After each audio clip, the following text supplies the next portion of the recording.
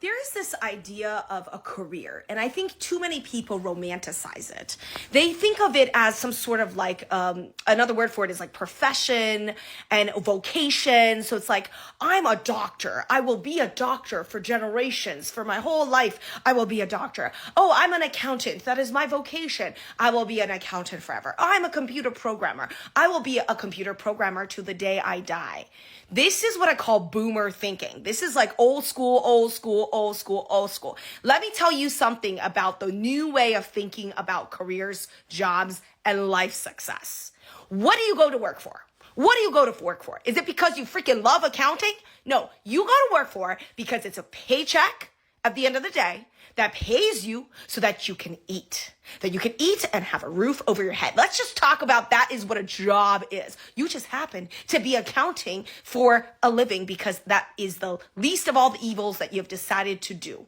But there are millions of other jobs that you could do. You could literally quit accounting today and tomorrow start cleaning houses on Airbnb. You could do that. That is a career change, if you want to call it that you could do. There's such a classism as it relates to careers and the sanctity of singular careers. And that is what bothers me the most about people in the workforce, is that they're like, well, I was a truck driver for 20 years. I should forever be a truck driver. Who said? Who said? Right? There are these people. And I'm not saying truck drivers saying that. I'm saying it's more accountants or some sort of fancy job. Those people tend to say this a lot. They're like, well, I've been an accountant for my whole life and I deserve a job forever. And it's like, unless you own your own accounting agency, no, because ageism exists, right? So I think people need to be a lot more flexible with this kind of rhetoric. Like, oh, it's impossible to transition careers.